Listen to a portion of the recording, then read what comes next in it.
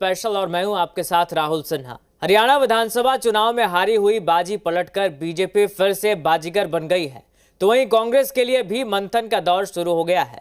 सवाल उठ रहे हैं कि आखिर कांग्रेस कहां और किन मुद्दों पर फेल हो गई, जिससे सत्ता में वापसी का सपना कांग्रेस के लिए एक बार फिर सपना ही रह गया।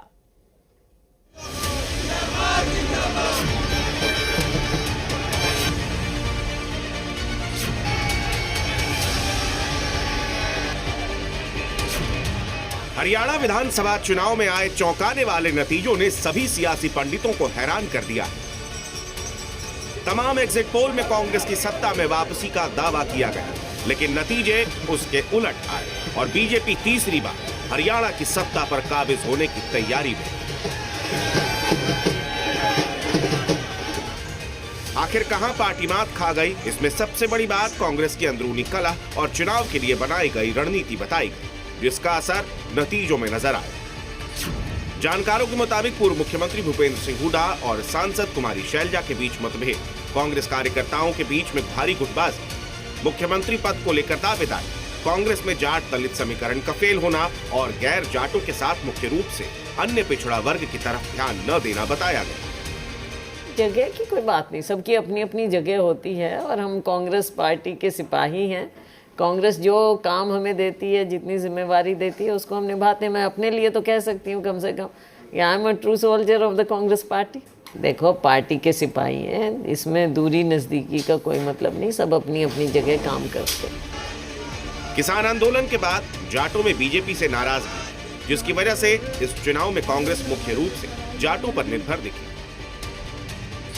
जो आबादी का करीब 22% हिस्सा है।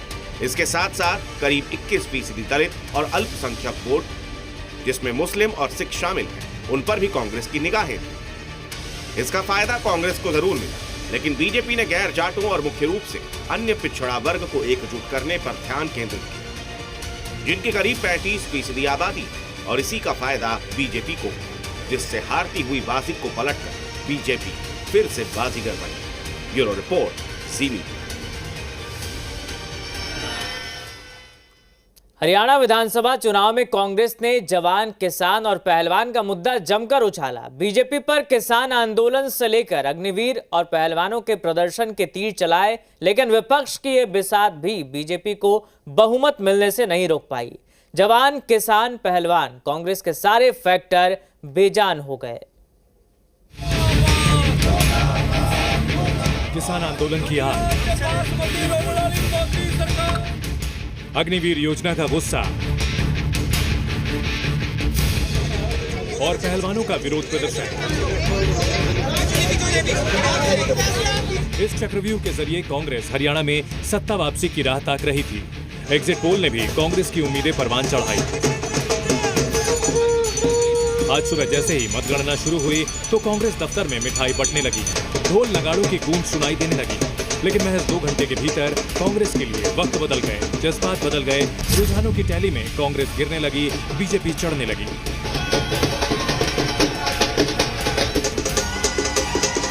एंटी इनकम्बेंसी और तमाम मुद्दे खिलाफ होने के बावजूद बीजेपी हरियाणा में अपने फॉर्मूले पर कायम रही। ये ट्राई एंड टेस्टेड फॉर्मूला है जाट वर्सेस नॉन जाट का। कांग्रेस के 36 बिरादरी वाले दावों का दम निकल गया। एक बार उत्तर प्रदेश में काट की हांडी चढ़ गई, अब काट की हांडी बार बार नहीं चढ़ता। जनता को एहसास हुआ कि ये जुमलेबाज लोग हैं और हरियाणा की जनता ने जुमलेबाजों को, राहुल गांधी जैसे जुमलेबाज को सबक सिखा दिया। दूर दूर तक नहीं दिखाई दे रहे हैं राहुल गांधी, कहीं दूर दूर तक नहीं। उनको तो चुल्लू भर पानी में डूब के मर जाना चाहिए। बीजेपी की तरफ एक मुश्त गैर जाट वोट शिफ्ट हुआ तो वहीं बीजेपी कांग्रेस के जाट वोट में सेंध लगाने में भी कामयाब हुई। पिछली बार जिस बीजेपी को सत्ता की सीढ़ी चढ़ने के लिए गठबंधन की जरूरत थी, इस बार जाटलैंड में बीजेपी अपने दम पर लटकाड़ रही है।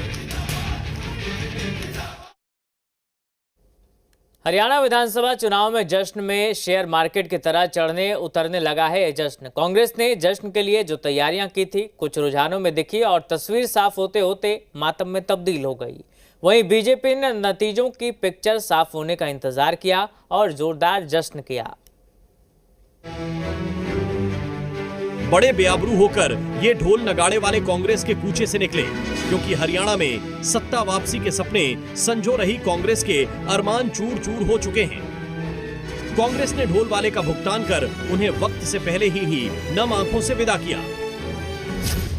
कांग्रेस की तैयारी सिर्फ ढोल नगाड़ों तक सीमित नहीं थी।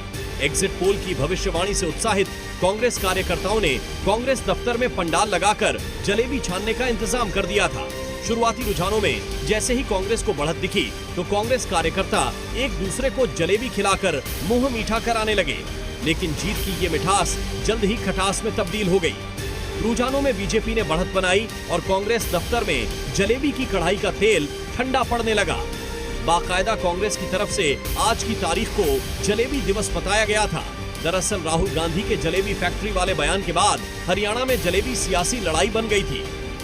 हरियाणा में राहुल जाति की जलेबी बनाते रह गए और बीजेपी फिर से हरियाणा में बाजी मार गई। एक तरफ कांग्रेस मुख्यालय में जलेबी ठंडी पड़ी तो बीजेपी की तरफ जलेबी की खरीद बढ़ गई।